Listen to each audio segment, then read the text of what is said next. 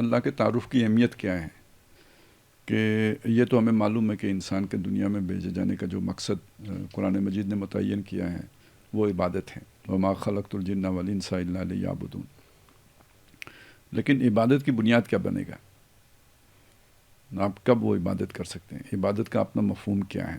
اسے اگر پورے اس کے اصل اسپرٹ کے ساتھ دیکھیں تو کسی کو محبوب مان کر اس کے ہر حکم کو کے آگے سر تسلیم خم کر دینا عبادت کہلائے گا.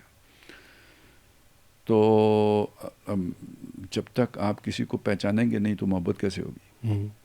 تو گویا عبادت بھی نتیجہ ہے معرفت کا.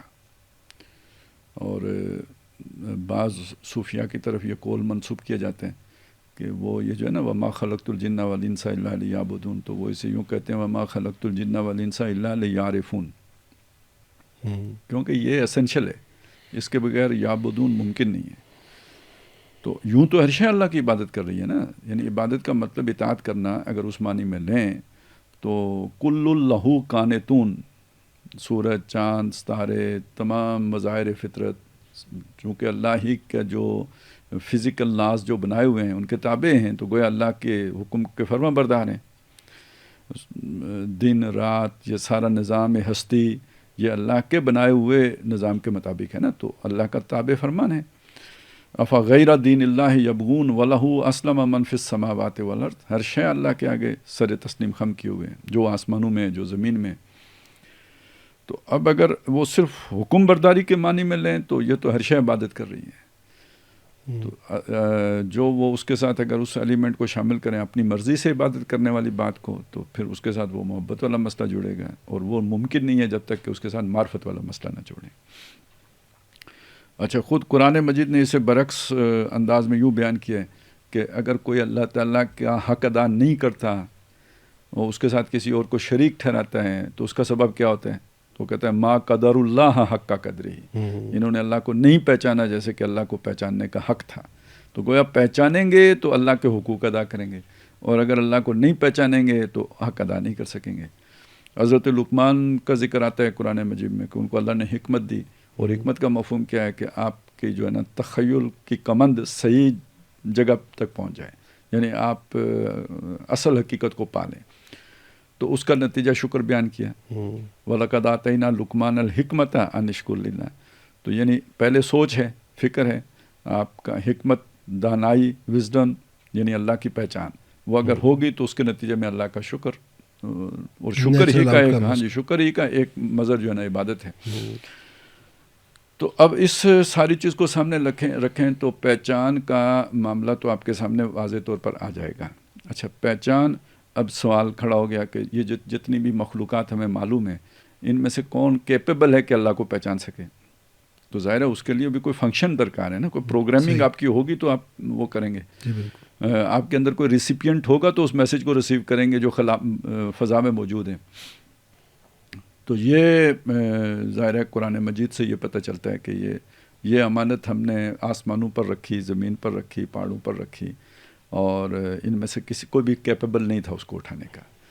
انہوں نے انکار کر دیا، یعنی وہ پوٹینشیل ہی نہیں تھا اس کو تحمل کرنے کا. وَحَمَلَهَا الْإِنسان نے اٹھا لیا. تو وہ یہ اللہ کا پیغام ظاہر ہے اس کو سمجھ سکتا ہے انسان، تو تب وہ یا یہ کہ جو بھی وہ ریسیپینٹ اسی کے پاس ہے، کسی اور کے پاس نہیں ہے. وہ خود وہ امانت بھی ایک روح کی امانت، اور وہی روح کی امانت اس چیز کی قابل ہے کہ وہ اللہ کو پہچان سکے. تو یہ اس عقل سے نہیں پہچانا جاتا. یہ عقل جو ہے نا وہ جسے کہتے ہیں نا ٹارچ کا کردار تو ادا کرتی ہے، لیکن یہ خود پہچاننے کا جو ہے نا اس کے اندر وہ قوت نہیں ہے. گزر جا عقل سے آگے کہ یہ نور چراغ راہ ہے، منزل نہیں ہے. اور وہ کیا ہے جی، یقین مرد بیاباں کی شب تاریک میں قندیل راہبانی، تو گما آباد ہستی میں یقین مرد مسلمہ کا. تو یہ جو چیز ہے اگر آپ اسے سامنے رکھیں گے تو اس اعتبار سے بھی پہچان اور معرفت اس کا درجہ آپ کو پہلے دینا پڑے گا. تو اب آپ دیکھیں اس کی ایک بڑی قرآن مجید نے نا ایک مثال کے ذریعے سے یہ بات سمجھائی ہے. وہ ابراہیم علیہ السلام کی زندگی کا ایک واقعہ ہے جو بیان کیا کہ اللہ تعالیٰ نے ان کو پہچان کیسے کروائی اپنی. سب سے پہلے انہوں نے دیکھا تارا، فلما جن علیہ اللیل رأى کوکبا، جب رات نے ان کو اپنے گھیرے میں لے لیا، تاری ہو گئی ان کے اوپر رات، تو انہوں نے تارا دیکھا، قال ھذا ربی، انہوں نے کہا یہ رب ہے، میرا رب ہے، فلما افلا، جب تارا ڈوب گیا، قال لا احب الافلین، انہوں نے کہا جی میں ڈوبنے والوں کو، اب دیکھیں یہ اب کہیں اندر یہ چیز تھی نا کہ میرا جو رب ہے وہ ڈوبنے والا نہیں ہو سکتا، یہ نقص ہے، یہ کمی ہے، عیب ہے، وہ تو کوئی پرفیکٹ ذات ہونی چاہیے، تو یہ عیب اس کے اندر نہیں ہو سکتا. اوکے یہ فارغ ہو گیا. فلما رأى القمر، اب انہوں نے جب چاند کو دیکھا، قال ھذا ربی، یہ رب ہے، فلما افلا قال لئن لم يهدني ربی لاکونن من القوم الضالین، انہوں نے کہا میرے رب نے اگر مجھے راہ نہ سجائی تو میں گمراہ لوگ قوم میں سے ہو جاؤں گا. فلما رأى الشمس، جب انہوں نے سورج کو دیکھا، قال ھذا ربی ھذا اکبر، انہوں نے کہا یہ تو رب ہے اور ہے بھی بڑا، سب سے بڑا ہے. فلما افلت، جب وہ بھی ڈوب گیا، قال یا قوم انی بری مما تشرکون، اب انہوں نے کہا میری قوم جو تم شرک کرتے ہو میں اس سے بری ہوں. اور آپ دیکھیں یہ سارا ذہنی سفر ہے نا، آپ نے شرک سے توحید کی طرف جو چھلانگ لگائی ہے تو یہ اس معرفت کے نتیجے میں لگائی ہے جو آپ کو مظاہر فطرت دیکھ کر حاصل ہوئی ہے، اور جو آپ کے اندر ایک گائیڈنس پہلے سے موجود تھی کہ وہ جو رب ہوتا ہے نا اس کے کیا ایٹریبیوٹس ہیں، تو وہ آپ کے اندر پہلے سے فیڈڈ تھا، پروگرام میں شامل تھا، وہ اس کا آپ نے اطلاق کر کے مختلف دیکھا، وہ جب آپ وہ پورا نہیں اترے تو آپ نے کہا یہ نہیں رب ہو سکتے، یہ میری قوم نے انہی کو رب بنایا ہوا ہے، لیکن یہ قوم بیوقوف ہے جس نے ان کو رب بنایا ہوا ہے، میرا رب یہ نہیں ہو سکتا. تو اب آپ یہاں پہ بھی یعنی رب کا اعلان کرنا یہ میرا رب ہے، اس کے پیچھے انسان کی فکر، اس کی سوچ، اس کا تخیل کی پرواز، اس کی وہ جو پہچان اپنے رب کی، اس کا دخل ہے. تو ظاہر ہے رب کسی کو ماننے کے بعد اب عبادت کا مرحلہ آتا ہے. صحیح.